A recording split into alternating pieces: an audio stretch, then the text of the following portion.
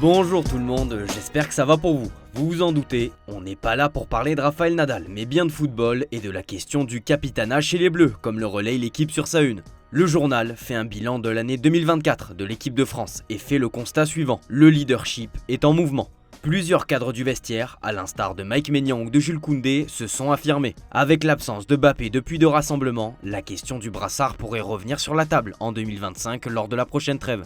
Et Kylian Mbappé pourrait perdre son capitanat. Selon l'équipe, le sélectionneur se pose la question de lui retirer ou non. Mais d'abord, il souhaite appeler Mbappé en personne pour en discuter directement avec lui, afin de savoir si la charge du brassard est devenue trop lourde pour lui ou non. Deschamps craint qu'être capitaine affecte son plaisir d'être en bleu. La tendance pour l'instant est à ce que Mbappé reste capitaine s'il le souhaite. Dédé lui donne la priorité et s'adaptera. Le Parisien revient sur la relation entre le sélectionneur et son joueur, qui a été une question récurrente récemment. Le journal explique les raisons de Deschamps de ne pas le sélectionner et déclare que ce dernier est confiant sur le retour en forme de Mbappé. Il sera prêt en mars prochain. Au-delà de cette question du brassard, le chantier sera grand en 2025, avec ce renouvellement générationnel entamé lors de ce rassemblement. L'objectif est de trouver la meilleure formule en attaque. Fin de trêve donc pour nos bleus qui rentrent dans leurs clubs respectifs, à commencer par Marcus Thuram, de retour chez lui à Milan, comme s'en réjouit la Gazzetta. Le français est le leader de l'attaque des Nerazzurri et ses performances lui permettent d'être remarqué par d'autres clubs.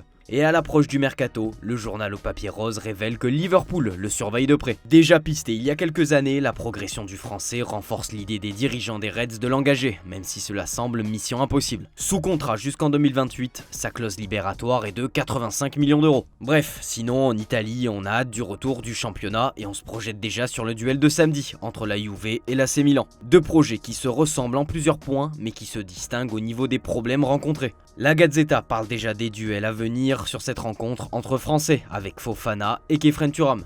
Bon, il y avait des matchs hier dans le cadre de la Ligue des Nations, dont un Espagne-Suisse qui s'est soldé par une victoire 3-2 de la Roja.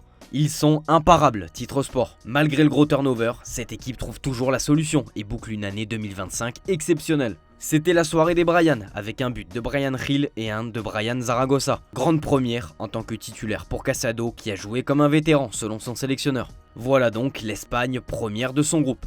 Sinon, en parallèle au Real Madrid, une bonne nouvelle, c'est le retour en forme de Rodrigo d'après Marca. Le Brésilien récupère plus vite que prévu, il travaille déjà avec le ballon et a de bonnes sensations. Il lui reste 9 jours pour être disponible pour le choc face à Liverpool. Même chose pour Lucas Vazquez et Thibaut Courtois qui se sont entraînés normalement. L'infirmerie va se vider et le Real va pouvoir souffler. Encore plus si Jude Bellingham retrouve son niveau de jeu. En difficulté depuis le début de saison, l'Anglais a retrouvé de la confiance avec sa sélection en sortant de jolies performances. Il a affiché de nouveau un sourire comme il l'a avoué lui-même. Peut-être le tournant pour qu'il lance enfin sa saison en club, comme le souhaite Marca. Si Bellingham a retrouvé de la joie avec les Free Lions, il a volontairement ou non vidé son sac et piqué son ex-coach, Gareth Southgate, qui lui doit moins rigoler, comme le placarde le Sun sur sa une. Avec Jack Grealish, le joueur du Real a déclaré que la joie de jouer avec le maillot du pays était revenue récemment. Sans citer Southgate, cette joie coïncide avec son départ. Le principal intéressé appréciera. Son remplaçant, Lee Carsley, de toute façon, laisse à son tour la place. Son intérim touche à sa fin. Comme le relaye le Mirror, il laisse un grand héritage à Thomas Tuchel. Durant ce court mandat, Carsley a créé une nouvelle vague de joueurs en donnant une chance à Lewis Hall, Noni Madueke, Curtis Jones, Rico Lewis ou Angel Gomez par exemple. Il a laissé quelques petits trésors en route. Pression sur Thomas Tuchel à présent, qui devra bien jouer avec tout ce beau matériel à disposition. Place maintenant à Manchester United et Ruben Amorim, qui va diriger son premier entraînement et lance une nouvelle ère au club. Son arrivée s'accompagne de décisions fortes sur le mercato.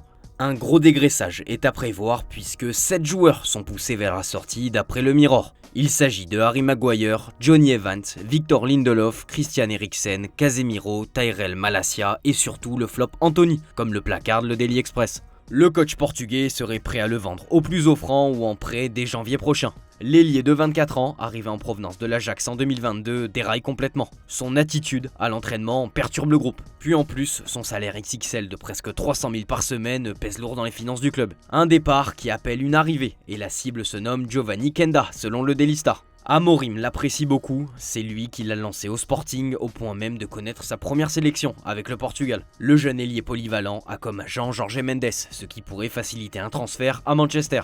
Amorim a fait de Kenda sa priorité numéro 1 sur le mercato. Il faudra faire face à la concurrence également de Newcastle dans le dossier selon Ojogo. Les Red Devils ont proposé une offre avoisinant les 40 millions d'euros pour lui. On termine notre tour justement avec le Portugal qui a montré deux visages dans ce match nul face à la Croatie un partout, comme le placard d'Ojogo. Une bonne première mi-temps avant de dérailler en deuxième. Joao Félix et Vitinha ont été magiques selon le journal. Inquiétude également pour Thomas Araujo, la cible du PSG qui est sorti sur blessure après un coup reçu sur la cuisse. Plus de peur que de mal selon le joueur, et Roberto Martinez, 3 ou 4 jours de repos devraient suffire. Ce résultat permet au Portugal de terminer premier de leur poule et d'accéder à la suite de la Ligue des Nations. Et enfin, Abola relaye un entretien sur YouTube de Di Maria.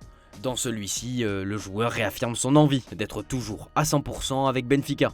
C'est tout pour aujourd'hui les amis, merci de votre fidélité et on se donne rendez-vous à tout à l'heure pour le JT Foot Mercato, ciao ciao.